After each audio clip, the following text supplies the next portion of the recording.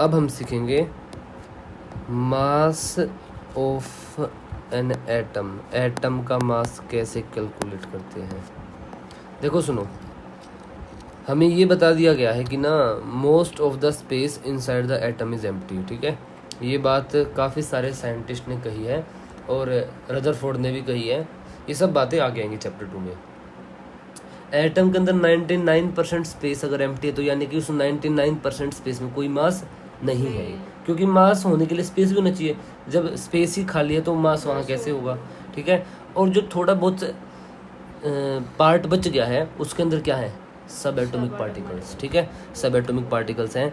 तो क्या मैं बोल दूं अगर एटम में जो मास है वो सारा मास एसोसिएटेड ही सब एटॉमिक पार्टिकल से होगा, यस और नो। जैसे मान लो फॉर एग्जांपल मेरे पास है लेट्स से नाइट्रोजन। ठीक है, नाइट्रोजन है मेरे पास, तो अगर मैं नाइट्रोजन का मास निकालना चाहूँ, मैं नाइट्रोजन का मास निकालना चाहूँ ग्राम में कितना होगा, तो मैं एक काम करता हूँ ना, जितने इलेक्ट्रॉन्स हैं, जितने प्रोटॉन्स हैं, जितने न्यूट्रॉन्स हैं, उन सभी का मास ऐड कर देता हूँ और मुझे मास मिल जाएगा।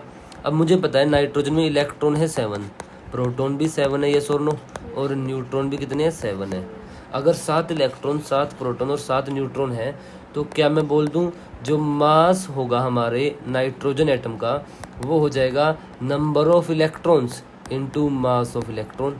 Ne है number of electron into mass of electron. ठीक है, ये हम पहले ना जनरल फॉर्मूला लिख लेते हैं किसी भी एटम का मास। ठीक है, किसी भी एटम का mass, mass of any atom, mass of any atom हमारा क्या होगा, number of electrons into mass of electron plus number of proton into mass of proton plus number of neutron into number of neutron into mass of neutron, number of neutron into mass of neutron, yes और नो। ठीक है, अब ग्राम में निकालना है, kilogram में निकालना है, वो हमारे ऊपर डिपेंड करता है।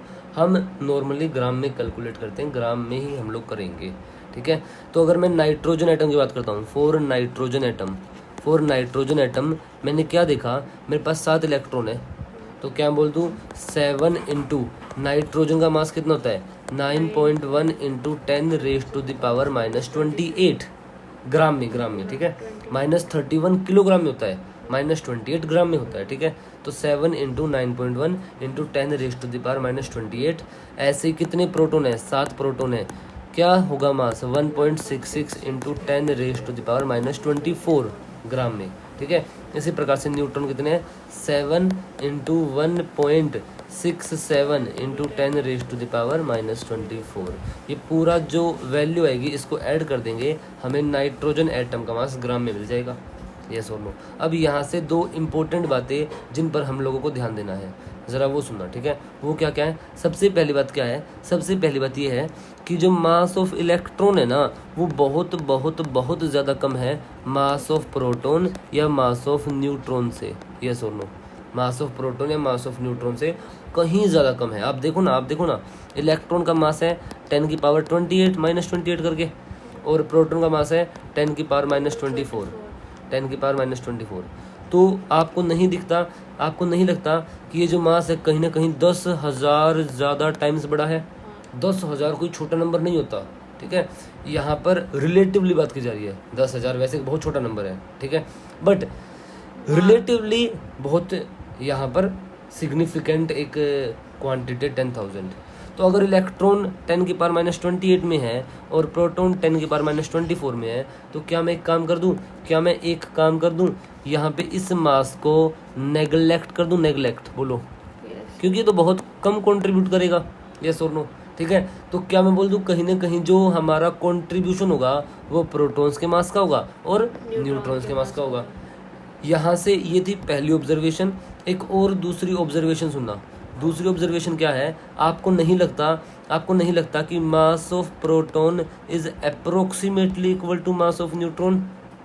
बस फर्क कितना है, यहाँ पर ये 1.66 है और यहाँ 67 है, तो इतना तो गैप कंसिडरेबल है। तो एक काम ही करते ना, हम इसको पूरा ही बराबर ले लेते हैं, बोथ आर इक्वल, यस और नो। अगर बोथ आर इक्वल तो क्या मैं एक काम कर दूं, अब जो ऊपर एग्जांपल है नाइट्रोजन एटम के लिए जो मास कैलकुलेट कर रहे हैं उसका मॉडिफाइड इक्वेशन क्या जाएगी, इसको नेगलेक्ट कर दिया है तो क्या मिलेगा 7 इंटू 1.66 इंटू 10⁻⁻24 प्लस न्यूट्रॉन से 7 इंटू जो 1.6 है उसको 66 ही लिख दो क्योंकि मैंने अभी कहा कि वो कंसिडरेबल है, इंटू 10⁻⁻24। अब मैं एक काम करूं, यहाँ से 1.66 इंटू 10⁻⁻24 कॉमन ले लूँ, क्या ये आ जाएगा 7 + 7, यस और नो, क्या है मुझे मिल जाएगा 14 इंटू 1.66 इंटू 10⁻⁻24 ग्राम। ये मेरा नाइट्रोजन एटम का मास आ गया है। बोलो यस और नो, बोलो यस और नो। क्या आपको ये बात समझ में आ गई? क्या आपको ये बात समझ में आ गई? यस और नो। क्या आपको ये चीज़ क्लियर हो गई? ठीक है, ये चीज़ थी जिस पर मैं यहाँ ध्यान देना था। अब सुनना, एक बहुत इंपॉर्टेंट ऑब्जर्वेशन, ठीक है, जो हमारा एटम का मास है, ठीक है, एटम का जो मास है, ठीक है, protons plus neutrons are responsible for mass of atom. बोलो यस और नो, क्योंकि इलेक्ट्रॉन को तो आपने क्या कर दिया है, नेगलेक्ट कर दिया है। यही रीज़न है कि प्रोटॉन्स और न्यूट्रॉन्स को मास नंबर बोलते हैं। यही रीज़न है कि mass number protons plus neutrons को ही लिया जाता है। इलेक्ट्रॉन्स अगर कंसीडर किए जाते तो प्लस इलेक्ट्रॉन भी लेते, बल्कि बात तो ये है कि आइडियली लेना चाहिए, चाहे कम कंट्रीब्यूशन है, बट कैलकुलेशंस की बात करें तो वहाँ हमें इन दोनों को ही कंसिडर करना है। यस और नो बोलो, बात समझ में आ गई? यस और नो। तो किसी भी एटम का मास इस तरीके से हम लोग निकाल सकते हैं। एक और एग्जांपल ले लेते हैं, एक और एग्जांपल मेरे पास है जिंक, ठीक है, जिंक है 30 और 65 है। यस और नो, 30 और 65 है। तो यहाँ पे इलेक्ट्रॉन कितने हैं? 30 है। प्रोटॉन कितने हैं? 30 ही है। और न्यूट्रॉन कितने हैं? वो आ जाएंगे 35 आ जाएंगे। कैसे आएंगे 35? मास नंबर जो है मेरे पास वो कितना है? प्रोटॉन्स 30 प्लस न्यूट्रॉन्स, और न्यूट्रॉन्स कितना गया? 35 आ गया। यस और नो। तो न्यूट्रॉन 35, प्रोटॉन 30, इलेक्ट्रॉन 30। तो यहाँ पर हम निकालते हैं मास। तो देखो इलेक्ट्रॉन का तो मास नेगलेक्ट ही होना है, तो उसको लिखो ही मत ना, क्यों टाइम वेस्ट करना, टाइम क्यों वेस्ट करना।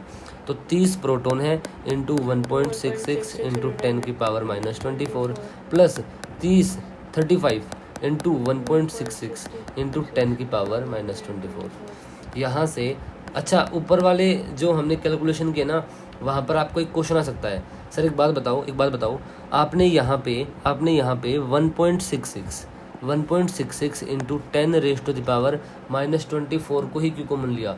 आप चाहते तो 7 को कॉमन ले सकते थे, क्योंकि यहाँ पर भी 7 है, यहाँ पर भी 7 है, ठीक है। न्यूट्रॉन और प्रोटॉन तो क्या हुआ, मैथमेटिकल क्वांटिटी है ना, उसमें क्या फ़र्क पड़ता है, यहाँ पर तो मैथ्स से डील कर रहे हैं। देखो मैंने 7 को कॉमन क्यों नहीं लिया, क्योंकि यहाँ पर तो इत्तेफाक की बात है ना कि प्रोटॉन और न्यूट्रॉन बराबर हैं। एक बात बताओ, यहाँ पर आओ, यहाँ पर क्या है, यहाँ पर तो दोनों अलग अलग हो गए हैं। अब आप कैसे कॉमन लोगे?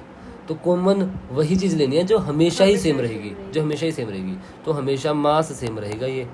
तो इसको हमने यहाँ से कॉमन ले लिया और क्या मिल जाएगा 30 + 35। यस और नो, कितना आ जाएगा ये 65 इंटू 1.66 इंटू 10⁻⁻24 ग्राम। तो हमने एक तरीका निकाल लिया है किसी भी एटम का मास निकालने का। बोलो क्लियर हो गई ये बात? ये बात क्लियर हो गई? ऑप्शन के देख के भी जज करने से किसी में केजी दिया हो तो ग्राम में नहीं हो सकता है वो केजी में ही पूछे, उसने चारों ही ऑप्शन केजी में दिए हैं। तो फिर हम केजी तो में आप इसको फिर कन्वर्ट कर लोगे। जैसे मान लो ये जिंक का मास ग्राम में निकाला हमने, अगर मुझसे केजी में पूछा जाए, ठीक है, इन किलोग्राम हम क्या करते हैं, हमें पता है कि 1 gram is equal to 10⁻³ kilogram. तो इतना जो ग्राम है जो ऊपर लिखा है वो कितना हो जाएगा 65 इंटू 1.66 इंटू 10⁻⁻27 किलोग्राम। ठीक है, वो डिपेंड करता है आपको यूनिट क्या दी गई है, हाँ ऑप्शंस क्या दिए गए हैं, वहाँ देखकर आप निकालोगे। और रिलैक्स करो, एग्जामिनर इतना पागल नहीं है, इतना आसान क्वेश्चन पूछेगा। ये तो अभी शुरुआत हो रही है, तो इसलिए हमें एकदम बेसिक से चीज़ों को उठाना है। ये सुन लो, बोलो ठीक है। अब ऐसे ही मैं आपको अगर एक क्वेश्चन और दूँ, ठीक है, एक क्वेश्चन और दूँ अगर मैं आपको कि लेट से कार्बन का यहाँ क्या मास होगा, कार्बन का यहाँ क्या मास होगा बताओ।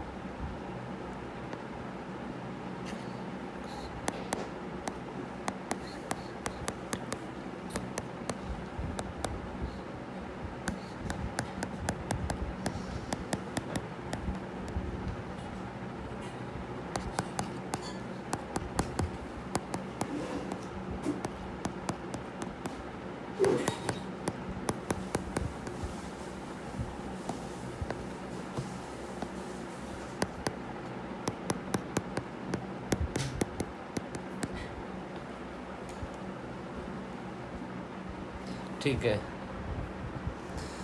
ठीक है। अब देखो आपने, ठीक है, इसमें कुछ गलत नहीं किया, लेकिन अब एक कुछ थोड़ा सा और शॉर्ट कर दें चीज़ों को। मैंने आपको कहा कार्बन 6 से 13, ठीक है। हमें पता है कि इलेक्ट्रॉन का तो कंट्रीब्यूशन होना नहीं, प्रोटॉन्स और न्यूट्रॉन्स का होना है। और हमें ये भी पता है कि प्रोटॉन्स और न्यूट्रॉन्स हमेशा कॉमन आने हैं इस प्रकार से। ये सोनो बोलो, यस सर, ऐसा हमेशा हो रहा ना। यहाँ पर आपने क्या, देखो आपने यही किया, ये सोनो। यस सर, पीछे हमने 2 एग्जाम्पल से भी यही किया, देखो ये सोनो, यहाँ पर ये किया और यहाँ पर ये किया। तो 1.66 इंटू 10⁻⁻24 कॉमन आता है और प्रोटॉन और न्यूट्रॉन ऐड हो रहे हैं। और ये पता हमें प्रोटॉन और न्यूट्रॉन ही है। तो एक काम करो ना, आप सीधा ही इसको मल्टीप्लाई कर दो, सीधा ही। बोलो क्यों इतना लंबा करना, ये मास आ गया, बोलो यस और नो, बोलो इतना लंबा क्यों करना।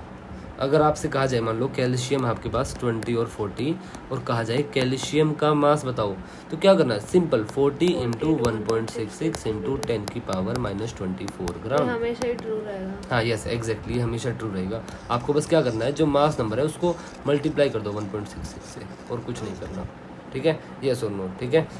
अब ना देखो, एक बड़ी ही कॉम्प्लेक्स प्रॉब्लम आई साइंटिस्ट के सामने। वो क्या आई, वो ये आई कि मास निकालना सीख लिया, अच्छी बात है, लेकिन इतनी कॉम्प्लेक्स कैलकुलेशन कौन करेगा, इतनी कॉम्प्लेक्स कैलकुलेशंस करेगा कौन आखिरकार। इसमें तो मतलब टाइम वेस्ट होगा इतनी कॉम्प्लेक्स कैलकुलेशंस में, ठीक है। तो कैलकुलेशंस को इजी करने के लिए एक नए यूनिट को इंट्रोड्यूस किया गया जिसका नाम है AMU, atomic mass unit, atomic mass unit, ठीक है। इसको इंट्रोड्यूस किया गया ताकि कैलकुलेशंस को इजी किया जा सके, ठीक है, कैलकुलेशंस को इजी किया जा सके। क्या कहा गया, पहले तो अगर हम डायरेक्ट रिलेशन की बात करें तो कहा यह गया कि 1 AMU बराबर होता है 1.66 इंटू 10⁻⁻24 ग्राम, ठीक है। अब सबसे पहला क्वेश्चन यहाँ पे क्या आता है कि आखिरकार ये वैल्यू इसके बराबर आई कैसे, ठीक है, इतनी आई कैसे। तो इसके लिए क्या किया गया था, साइंटिस्ट ने कहा था कि 1 AMU is equal to 1 AMU is equal to 1/12 of mass of C12, mass of C12, ठीक है। 1 AMU is equal to mass of 1/12 of mass of C12। आप देखो इसको सोल्व करते हैं। 1 AMU हमारा क्या होगा, 1/12 ऑफ, अब C12 का मास अभी तक क्योंकि हमने कोई और मास देखा नहीं है तो हम इसी को लगाएंगे। तो C12 का मास क्या होगा, सिंपली 12 इंटू 1.66 इंटू 10⁻⁻24। ये सुनो, 12 से 12 कट जाएगा, देखो आ तो गया ये सीधा, ये सोनो बोलो, ये वैल्यू आ गई ना, ये वैल्यू आ गई ना, बोलो ये सोनो, ठीक है। तो इस तरीके से 1 AMU को डिफाइन कर दिया गया था, 1 AMU को हमने क्या किया, डिफाइन कर दिया इस तरीके से, बोलो ठीक है। ये सोनो, चले आगे चले। 1 AMU डिफाइन हो गया है। 1 AMU डिफाइन होने के बाद, 1 AMU डिफाइन होने के बाद अगली चीज़ क्या आती है, अगली चीज़ हमारे पास आती है कि सर अभी आपने कैलकुलेशंस को इजी करने की बात की, कॉम्प्लेक्स कैलकुलेशंस को, तो देखो वो कैसे इजी किया गया था। अगर 1 AMU इसके बराबर है और कोई मुझे कहे कि कार्बन का मास बताओ AMU में कितना होगा, तो पहले ग्राम में कितना है, ग्राम में है 12 इंटू 1.66 इंटू 10⁻⁻24 ग्राम, यस और नो। और ये पता है 1 AMU है, तो उसको मैं सीधा 12 AMU लिख दूंगा ना, यस और नो, 12 AMU लिख दूंगा ना, यस और नो। क्या लिख दूँगा, 12 AMU।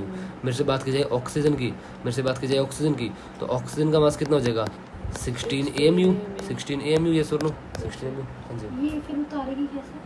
ये उतर जाएगा। एक्चुअली मैंने इसमें क्यों किया ये, क्योंकि ये PDF हमेशा सेव रहती है, नोटबुक नॉर्मली बच्चे गुम वगैरह हो जाती है, तो ये PDF है, प्रॉपर सेव हो जाती है, कोई दिक्कत तो नहीं ये है। आप हमारे पास भेज दो। हाँ। अच्छा, हाँ जी, क्योंकि जैसे आप समझा रहे हैं ना, फिर इसके मान लो माइंड में कोई पॉइंट नहीं। ये एकदम सेव्ड है, कोई दिक्कत नहीं है। PDF तुरंत इंस्टेंटली आपके पास आ जाएगी। हाँ जी, 16 AMU, ठीक है। ये सोनो बोलो, बात समझ में आ गई, ये सोनो, ठीक है। अब इसमें अगली चीज़ क्या आती है हमारे पास, अगली चीज़ आती है कि हमने AMU में मास निकालना सीख लिया, अब 2 मास पड़े हमने, एक ग्राम में निकाल लिया और एक AMU में। इन दोनों को कैटेगराइज करते हैं एक बार, ठीक है। कैटेगराइज करने से क्या मतलब है, अगर मैं बात करूं वेरियस टाइप्स ऑफ मासेस, ठीक है, various types of masses,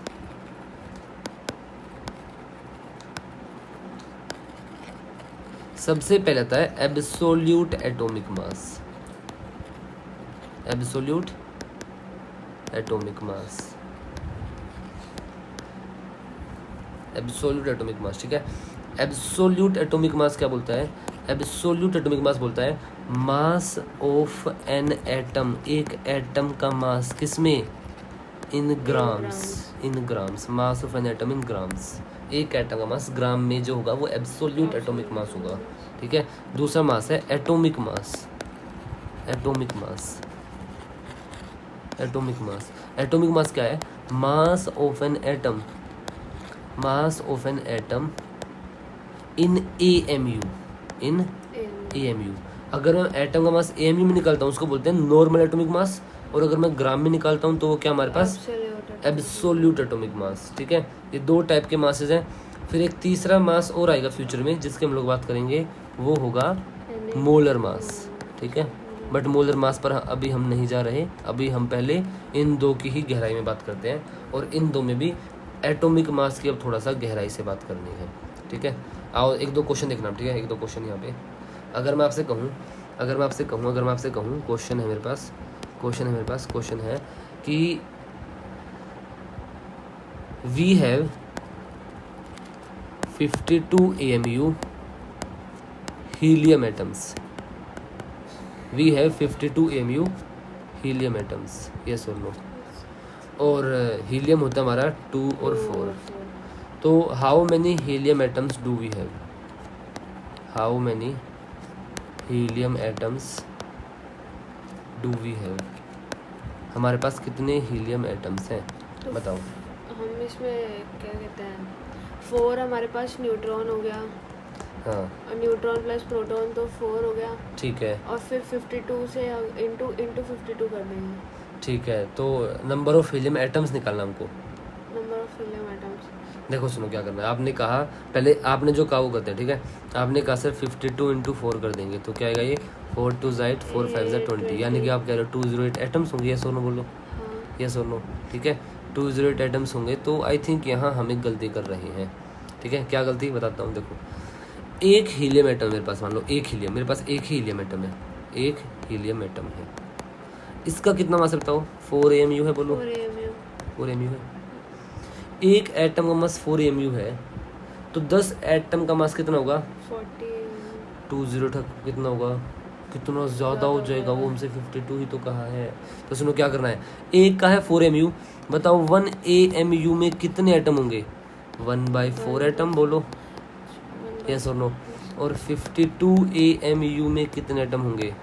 1/4 into 52, बोलो ये आ जाएगा 13। तो कितना आ जाएगा ये? 13 एटम्स आ जाएंगे, 13 helium atoms, 13 helium atoms, yes और नो। एक का मास 4 है तो 13 का क्या होगा? 13 इंटू 4, वो 52 ही तो आएगा ना। क्रॉस वेरीफाई कर लो, ये क्रॉस वेरीफाई करने का तरीका हमारे पास, यस और नो बोलो, ठीक है। बोलो ये बात समझ में आ गई, ये बात समझ में आ गई, ठीक है। तो इस प्रकार से ना अब मैं क्या करने की कोशिश कर रहा हूँ, मैं कोशिश ये कर रहा हूँ कि यहाँ पर जो मैथमेटिक्स इन्वॉल्व है उससे आप कंफर्टेबल हो जाओ, वो मैथ्स आपको थोड़ा सा कन्वीनियंट लगने लगे, ठीक है। अब आता है सुनना, मोलिकुलर मास। मैं मोलर मास पर भी आऊँगा, ये है मोलिकुलर मास। मोलिकुलर मास क्या है? Mass of A molecule, mass of A molecule in AMU, AMU में कितना मास होगा मोलिक्यूल का। यानी कि करना वही है जो कर रहे हैं, बस वो मोलिक्यूल के लिए करना है। मतलब क्या, अगर मैं कहूँ कि मेरे पास है, लेट्स से मेरे पास है फ्लोरीन, ठीक है, फ्लोरीन, ठीक है, फ्लोरीन या फ्लोरीन नहीं, ठीक है, फ्लोरीन नहीं, हम कोई इजी सा लेते हैं थोड़ा सा लाइट एलिमेंट, बोरोन। बोरोन होता है 5 और 11, ठीक है।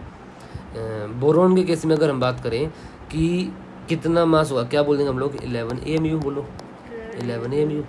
लेकिन अगर मैं कहूँ मेरे पास है CO2, ठीक है, तो CO2 का कितना मास होगा?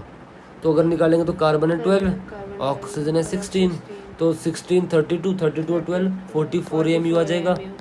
तो चीज़ सेम की जा रही है, बस कैटेगरी बदलती है। ये कौन सा मास है? ये है एटॉमिक मास, क्योंकि यहाँ पे एटम की बात की गई है, किसकी? एटम की। और यहाँ किसकी बात की गई है? मोलिक्यूल की। तो ये हो गया मोलिकुलर मास। बोलो यस और नो। बात समझ में आ गई? बात समझ में आ गई, यस और नो? ठीक है, इस तरीके से हमें अप्रोच करना है, इस तरीके से हमें अपनी चीज़ों को समझना है। क्या आपकी बात समझ में आ गई? बोलो मोलिकुलर मास, बस मोलिक्यूल की बात की जाएगी तो मोलिकुलर मास मॉलिक्यूलर चीज मास वही में है। मतलब हमें कम मतलब एक मॉलिक्यूल दिया हुआ हाँ। और हमें दोनों का ऐड करके हाँ निकालना ऐड कर है। देना बस, ऐड कर देना बस, ऐड कर देना है, ठीक है। तो ये समझ में आ गया मोलिकुलर मास। तो जब भी मास एएमयू में पूछा जाए सिंपली बस मास नंबर के आगे एएमयू लगा दो, ठीक है। देखो सुनो सुनो, दो हमने मास पढ़े अब तक। मान लो मेरे पास कोई एलिमेंट है एक्स जेड ए, कोई पूछे इसका absolute atomic mass, absolute atomic mass, तो क्या करना है बस तो ए को A को मल्टीप्लाई कर दो multiply 1.66 इंटू 10 की पावर माइनस 24 ग्राम, माइनस 24 ग्राम, ये करना है। और अगर बात की जाए किसकी, एटॉमिक मास की, एटॉमिक मास की, तो बस क्या करना है उसके सामने ए एम यू लगा दो, ए एम यू बोलो, यस और नो, यस और नो बोलो, बात समझ में आ गई, ठीक है। ये करना है, इससे ऊपर और कुछ नहीं करना, ठीक है। अगर कोई मॉलिक्यूल दिया है, जैसे मान लो मेरे पास है अमोनिया, अगर यहाँ पूछा गया मास, अगर मास ग्राम में पूछा गया, ग्राम में, तो क्या करेंगे 14 और 3 17, 17 इंटू 1.66 इंटू 10 की पावर माइनस 24 ग्राम, माइनस 24 ग्राम, इसको हम बोल सकते हैं absolute Absolute molecular mass, molecular। ठीक है। लेकिन अगर मास पूछा जाए किसमें, एएमयू में, तो क्या जगह 17 सीधा 17 एएमयू, ये क्या है, मोलिकुलर मास है, मोलिकुलर मास। बात समझ में आ गई है, सुन लो, ठीक है। मोलर मास अलग चीज़ होता है, मोलिकुलर अलग चीज़ होता है। मैंने अभी थोड़ी देर पहले मोलर भी ऊपर एक वर्ड लिखा, तो प्लीज़ उसको जो है कंफ्यूज मत करना इससे, ठीक है। आगे चलें, क्या आपने ये डिस्कस कर लिया, ये समझ में आ गया, ठीक है। तो ये डिस्कस करने के बाद अब अगली चीज़ आती है हमारे पास। अगर मैं आपसे कहूँ, सुना, ठीक है, अगर मैं आपसे कहूँ कि एक नाइट्रोजन एटम का मास ग्राम में कितना होगा, तो आप क्या कहोगे, 1 पॉइंट, पहले 14 आएगा ना, 14 इंटू 1.66 इंटू 10 की पावर माइनस 24 ग्राम, ये सुनो। मैं कहूँ 10 नाइट्रोजन एटम का मास कितना होगा, तो 10 इंटू इतना कर दोगे, बस यही जो है, 14, हाँ। यस और नो, ठीक है।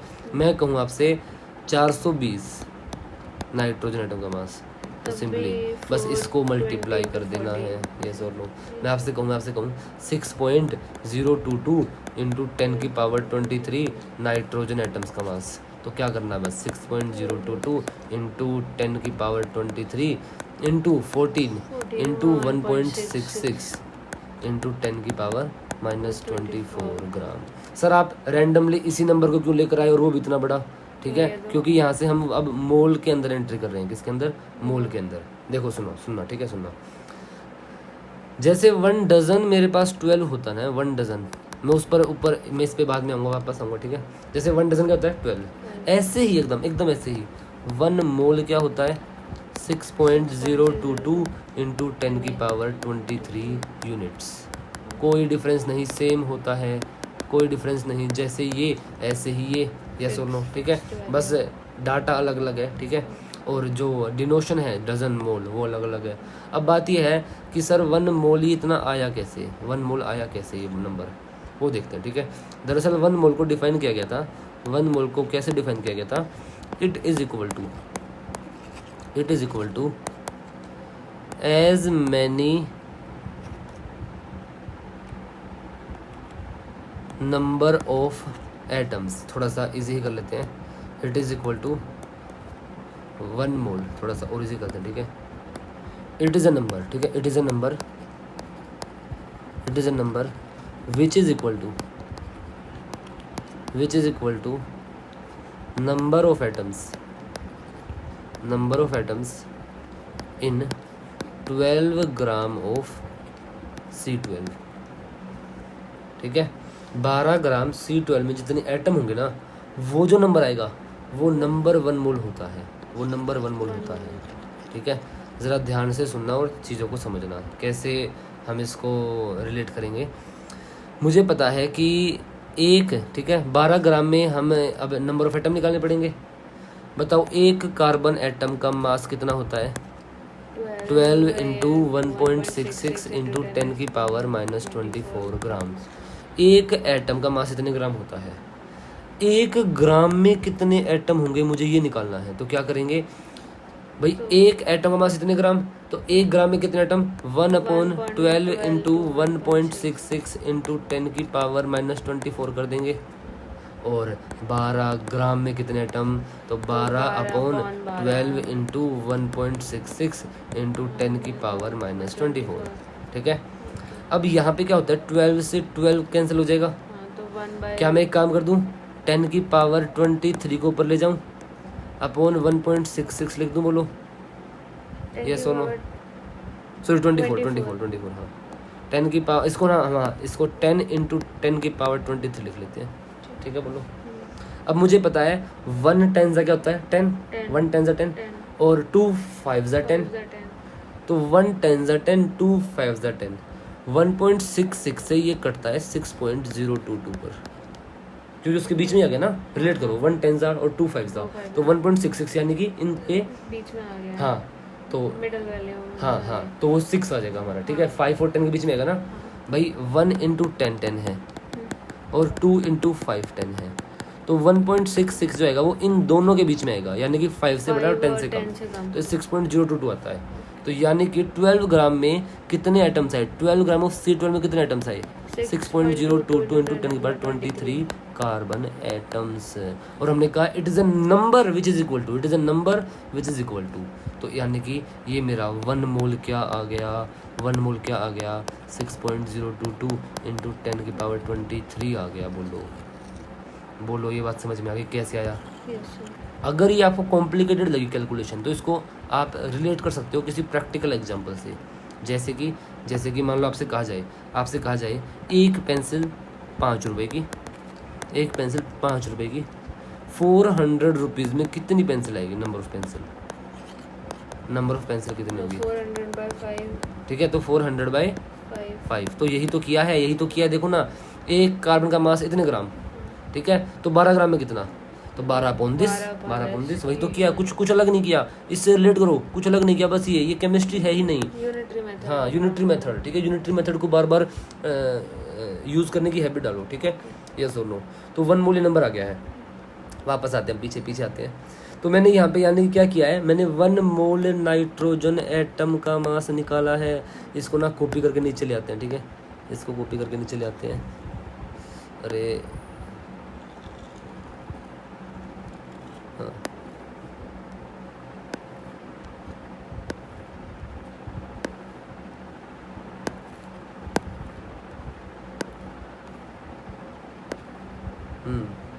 ठीक है, तो अगर मेरे पास 6.022 इंटू 10 की पावर 20 थी नाइट्रोजन एटम में, तो उसका मास कितना हो जाएगा, उसका मास इतना हो जाएगा, बोलो यस और नो, यस और नो।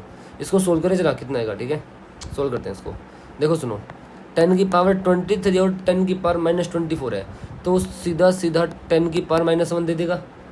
ठीक है, इंटू 14। देखो सुनो, तो 6 ले सकते 6.022 इंटू 1.66 आता है 10, कितना आता है 10। कैसे आता है 10 बताता हूँ, इंटू 14, यस और नो। अभी 10 कैसे है देखना जरा, ध्यान देना। मैंने 1.66 को इतने से काटा ना, तो दिस इंटू दिस, ये 10 हो जाएगा फिर से। हाँ, यस और नो बोलो भाई। ये जब डिवाइड किया तो ये आया, तो ये इंटू मल्टीप्लाई भी तो यही आएगा ना, यस और नो।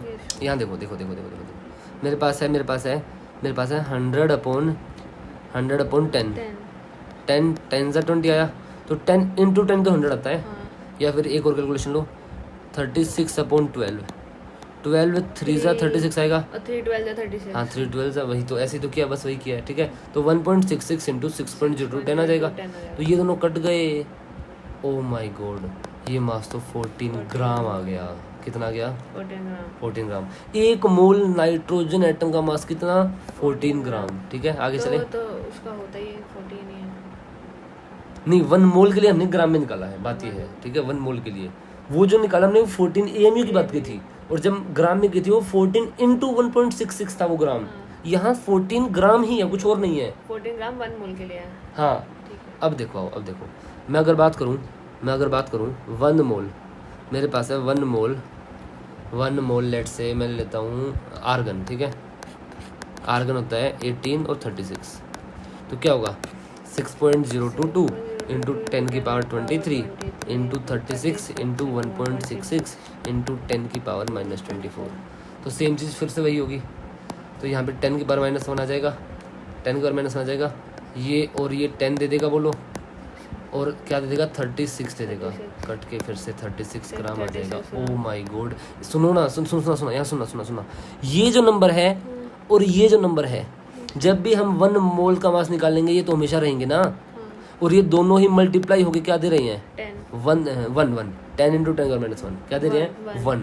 तो इसका मतलब सीधा सीधा किसी भी चीज़ के 1 मोल की बात कर ली जाए तो उसको सीधा ही बस ग्राम ही लिख दो, ग्राम ही लिख दो। हाँ, क्यों? क्योंकि ये हमेशा आएगा 1 मोल की बात है, ये भी हमेशा आएगा, और ये दोनों मल्टीप्लाई होकर क्या दे रहे हैं 1 दे रहे Multiply हैं। होके तो अब सीधा सीधा 1 मोल का मास 4 ग्राम, जो ग्राम। जितना जो भी चीज़ है उसको उतना ग्राम लिख दो, बोलो ठीक है। तो ये क्या हो गया हमारा, वेलकम करेंगे तीसरा मास जो क्या था हमारा molar molar mass. Mass. Molar mass की डेफिनेशन हो गई mass of 1 mole, mass of 1 mole of any substance in ग्राम।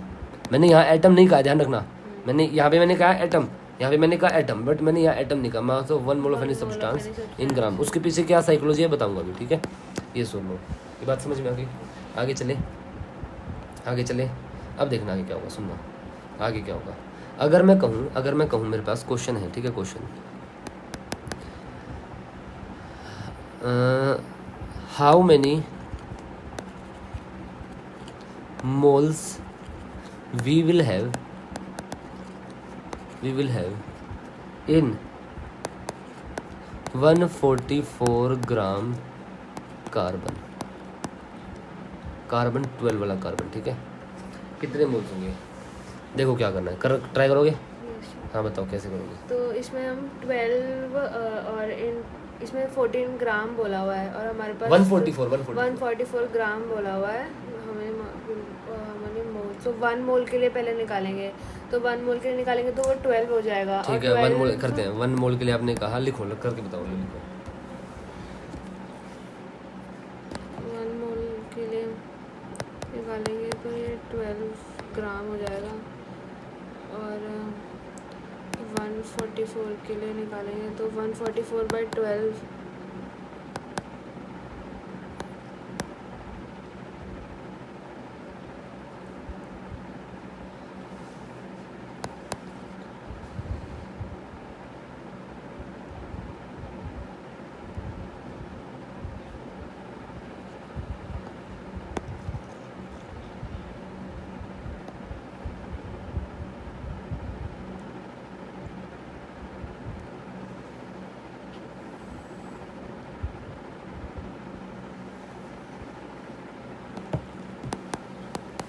ठीक है बताओ। हाँ तो 144 तो mass is equal two moles upon में मोलर मास 40। हाँ तो इसको ऐसे हो जाएगा अपॉन में 12, तो ये 12 हो जाएगा। हाँ बिल्कुल ठीक है। 1 मोल का मास है 12 ग्राम, ठीक है। थोड़ा सा और अगर हम यूनिटरी मेथड को यहाँ फील करें तो देखो उसमें क्या होगा। 1 मोल का मास 12 ग्राम है तो 1 ग्राम में कितना मोल, 1/12 मोल। और 144 ग्राम में कितना मोल, 144/12। और 12 पर ही जाता है हमारा, ठीक है। यानी कि हमारा कितना मोल आ गया, 12 मोल आ गया। अब सुनना ध्यान से यहाँ पे, ठीक है, सुनना। तो यहाँ से हमने नंबर ऑफ मोल निकाले हैं। ये कौन सा मास है जो हमें दिया गया है, और ये कौन सा मास है, मोलर मास। मोलर मास तो क्या बोल दूँ, नंबर ऑफ मोल्स का फॉर्मूला ही आ गया, given mass upon molar mass. ये कैसे आया फॉर्मूला, यूनिटरी मेथड से आया है। ये फॉर्मूला यूनिटरी मेथड से ड्राइव किया है। देखो ये सुनो, यही तो किया हमने।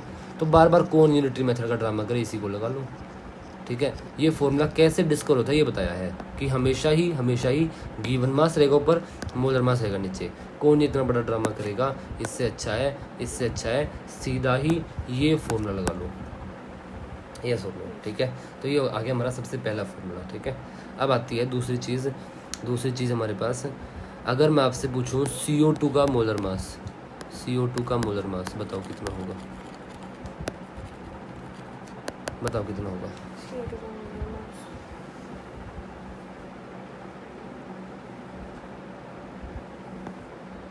कार्बन तो 12 होता है, ऑक्सीजन 8 होता है।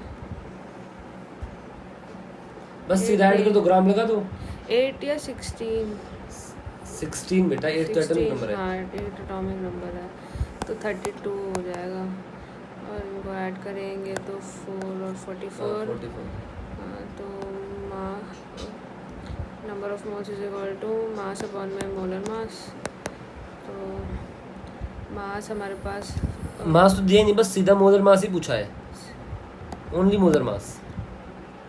मैंने मोल्स तो पूछे नहीं, मैंने क्या पूछा, मोलर मास पूछा है। मोलर मास तो ये 44 हाँ बस आ गया, 44 ग्राम हो गया बस। हाँ यस और नो, ठीक है। तो किसी भी स्पीशीज का मोलर मास निकालना तो क्या करो, अब बस मास निकाल दो, ग्राम लगा दो उस पे, सीधा ग्राम लगा दो, ठीक है। यस और नो। जैसे मान लो पानी का मोलर मास पूछा जाए तो क्या आएगा, ऑक्सीजन है 16 और हाइड्रोजन 2, तो बस ये 18 ग्राम आ गया, 18 ग्राम आ गया। बोलो बात समझ में आ गई। इस तरीके से निकाल लेना है और कुछ नहीं करना है, ठीक है। तो H2 का मोलर मास आ गया, CO2 का मोलर मास आ गया। फिर हम इसमें आगे चलते हैं। अब अगली चीज़ क्या आती है हमारे पास, अगर मैं आपसे, अच्छा अब क्वेश्चन, ठीक है, एक और क्वेश्चन देखना। क्वेश्चन मैं कहूँ कि मेरे पास क्या है, मेरे पास है लेट्स से 200 H2O मोलिक्यूल्स है, 200 H2O मोलिक्यूल्स है। How many moles we have, how many moles of H2O molecules do we have, do we have, बताओ कैसे करोगे। इसके अंदर है 200 molecules of how many moles to H2O। तो पहले हम H2O का मोलर मास निकालेंगे। शुरू में ही आपने मोलर मास की नीड ही नहीं है। क्या करना है देखो, सिंपली जब मास दिया है और तब मोल्स पूछे हैं तो उस फॉर्मूले का यूज करना है। अब मॉलिक्यूलर मास हाँ, दिया ठीक है तो 200, ठीक है। अब वही बता रहा हूँ, ठीक है।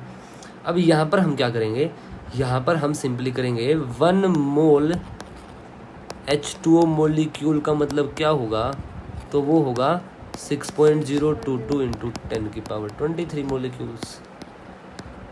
यस और नो। एक मोल में इतने मोलिक्यूल्स, तो एक मोलिक्यूल में कितना मोल बताओ, 1/6.022 इंटू 10 की पावर 23 मोल। यस और नो। तो 200 मोलिक्यूल में कितना मोल, 200/6.022 इंटू 10 की, बस आ गया ये सिंपल। तो दूसरा फॉर्मूला क्या गया हमारे पास, नंबर ऑफ मोल्स का given number of entities upon 6.022 into 10 की पावर 23। सर इसी को एवोगाड्रो नंबर वो आगे जाके वो अलग है, पता है उसको ना, बहुत सारे टीचर सेम बता देते हैं, वो होता यही है, वैल्यू यही होती है, बट वो अलग अलग तरीके से यहाँ आए हैं। और इसके ऊपर एक बार असर्शन रीजन क्वेश्चन ही आया था नीट में, बच्चे एकदम कराए गलत, बहुत सारे उन्होंने गलती कर दी थी, बताऊंगा। इसलिए मैं अभी एवोगाड्रो नंबर वर्ड यूज ही नहीं कर रहा, मैं उसको करूंगा यूज, अभी बात आगे करूंगा, ठीक है। तो अभी के लिए हमारे पास ये फॉर्मूला यहाँ पर आ गया है, ये सुन लो। तो जब भी E means entities, given number of entities, जब मैं कह रहा हूँ ई तो given number of entities, entities मतलब एटम, मोलिक्यूल, आयन, कुछ भी हो सकता है। अगर नंबर की बात की है, अगर नंबर की बात की है, if number of entities, entities बोले तो एटम्स, मोलिक्यूल्स, आयंस दिए हैं, if number of entities are given और मोल्स पूछे हैं, and moles are asked, and moles are asked, तो ये फॉर्मूला लगाना है। बोलो बात समझ में आ गई है, सुन लो। तो ये चीज़ यहाँ पर करनी थी हमको, ठीक है। अब एक क्वेश्चन है, मैंने ये तो आपका पीवाई की क्वेश्चन ये मैं दिखाई देता हूँ, सामने ही थे तुम्हारे पास, जिसको आप करोगे।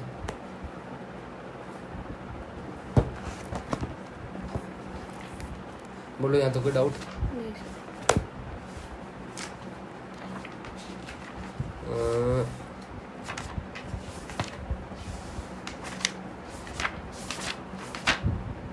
ये तो भी देखा था मैंने वो क्वेश्चन तो।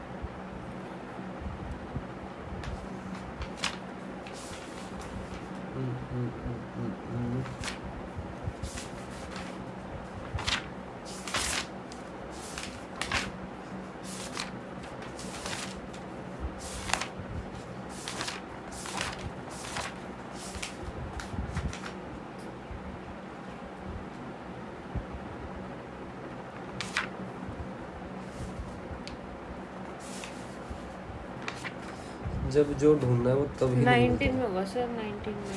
हाँ मुझे भी लग रहा है ना। हाँ एक वो था मैक्सिमम नंबर ऑफ एटम्स पूछे गए थे।